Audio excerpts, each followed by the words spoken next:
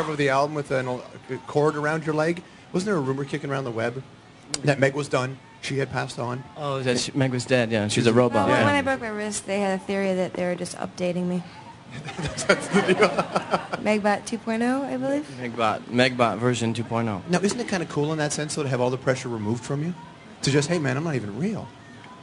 I suppose, but if I was a robot, I should have perfect rhythm. That could be a problem. You do have perfect rhythm, Meg. Hey, man, you know, like George Clinton said, what you do from 2 to 4 is your own business. Just be there on the 1. Exactly. You know? Do you ever feel in this situation, you know, I mean, you're sitting on the kit, so drummers always get to watch. And you're watching this thing unfold in front of you and just say, man, what is going on? I don't get to watch. There's only 2 of us up there. You're closer to the front of the stage than most drummers, so you can see what's going on. I have to participate. You haven't been watching the shows? No, not at all. Can I do that? No. Okay. There will be none of that. Okay. You know, you're talking about the taxidermy thing off the top. People delve into your personal lives. They kill you. You hate that? I mean, you never get to talk about it, but... I mean, I don't know. It just depends. I guess everything has its place, you know. But do you ever find that you're in a situation where you just wish you could talk to somebody and make things public? You ever have that kind of weird moment? Not Make really. things public? No, there's never been anything I wanted to make public. They've been doing a good job of that on their own, haven't they? I guess so. Yes, You know, that's they're cool. very effective like that. Time off. How much time off do you guys, do you get to a point where you're like, I need to go now? Yeah, a lot of times. I mean, then we just played Japan and Australia, New Zealand, and it was, I think we had 21 airplane rides in like 2.5 weeks or something like that. That starts to get, you know, you start to get really messed up because you don't know what time it is, you don't know when you're supposed to be asleep and when you're supposed to be awake, and you're just expected to play every night, you know. It's very difficult to keep that up, you know. Do you click into autopilot? Can you actually just remove yourself from your own experience? I think the problem is... It's hard, you know. It's hard because it's like sit around, wait, and then, okay, be on! Play a really great show.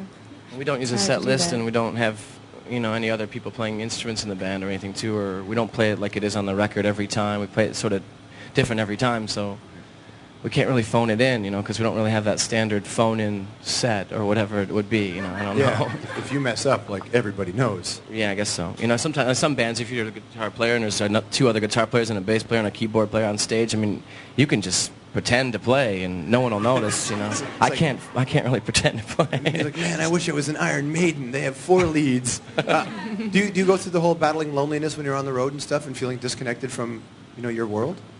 Yeah, actually, we sing a song that Leadbelly used to sing called Boll Weevil at the end of every show, most of the shows.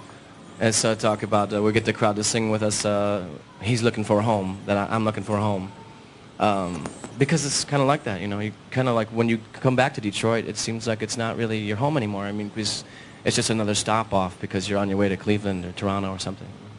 Hey, man, isn't that the home of Son House's death? Isn't that what happened there? That's right, yeah. I mean, you talk about some legendary stuff that happens in Detroit. For some artists, they are where they come from.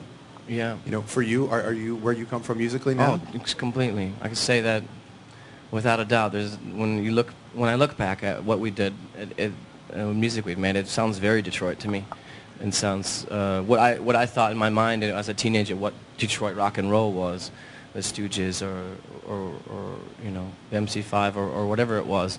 That's what it felt like was happening when we first started recording, I think. Were you mad at Kiss when they wrote that song? It was a little bit before my time. Yeah. But I think I was born that year. You're like, wait a minute, that's not...